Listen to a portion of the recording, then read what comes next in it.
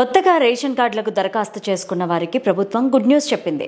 సోమవారం నుంచి పంపిణీ కార్యక్రమం చేపట్టనుంది. తెలంగాణలో కొత్త రేషన్ కార్డుల పంపిణీకి ప్రభుత్వం సిద్ధమైంది. సోమవారం నాడు ముఖ్యమంత్రి రేవంత్ రెడ్డి చేతుల మీదుగా పంపిణీ కార్యక్రమం స్టార్ట్ అవుతుంది. చాలా కాలంగా కొత్త రేషన్ కార్డుల కోసం చూస్తున్న వారికి ఇది నిజంగానే శుభవార్త.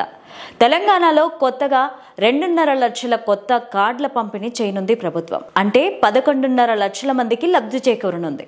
ఈ కొత్త రేషన్ కార్డులకు ముఖ్యమంత్రి రేవంత్ రెడ్డి తుంగతుర్తి నియోజకవర్గంలోని తిరుమలగిరిలో ప్రజలకు అందజేయనున్నారు. అనంతరం రాష్ట్ర వ్యాప్తంగా ప్రజాప్రతినిధులు, మంత్రుల సమక్షంలో పంపిణీ కార్యక్రమం ప్రారంభమవుతుంది.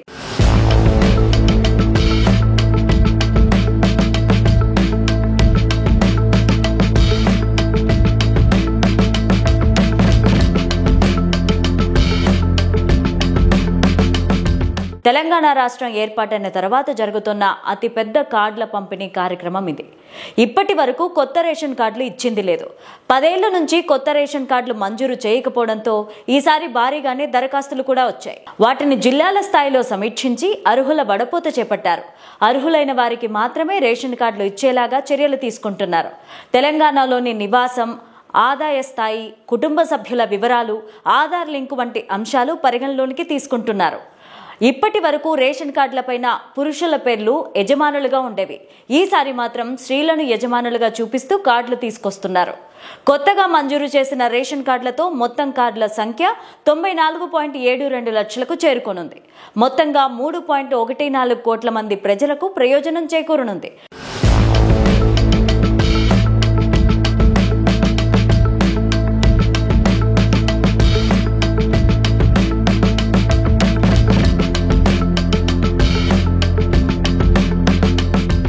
ఇప్పటి వరకు ఇచ్చే సాంప్రదాయ కార్డులకు బదులు ఈసారి నుంచి కొత్తగా స్మార్ట్ కార్డులు ఇవ్వబోతున్నారు.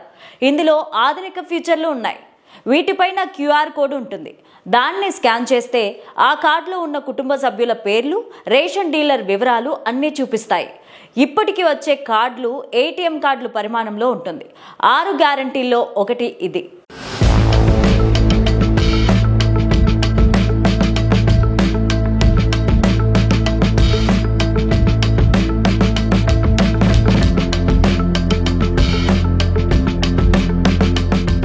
రేషన్ కార్డుల పంపిణీపైన రాష్ట్ర ఆహారం, పౌర సరఫరాల శాఖ మంత్రి ఉత్తమ్ కుమార్ రెడ్డి మాట్లాడుతూ, రేషన్ కార్డుల పంపిణీ కాంగ్రెస్ ప్రభుత్వం ఇచ్చిన 6 గ్యారంటీల్లో ఒకటి.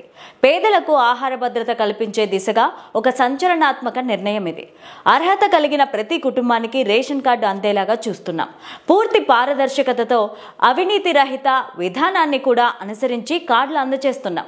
రేషన్ కార్డుల కోసం చాలా కాలంగా ప్రభుత్వం కసరత్తు చేస్తోంది. మీ సేవా కేంద్రాలు, ప్రజాపాలన కార్యక్రమం, గ్రామ సభలు, ఇతర మాధ్యమాల ద్వారా ప్రజల నుంచి దరఖాస్తులు స్వీకరించనుంది. వాటిని జిల్లాల స్థాయిలో సమీక్షించి అర్హులైన లబ్ధిదారుల జాబితా సిద్ధం చేసింది. అనంతరం గ్రామ సభల ద్వారా అర్హుల గురించి తెలియచేసింది. తర్వాత కూడా అభ్యంతరాలు స్వీకరించి ఆ తర్వాత ఫైనల్ జాబితా కన్ఫర్మ్ చేసింది.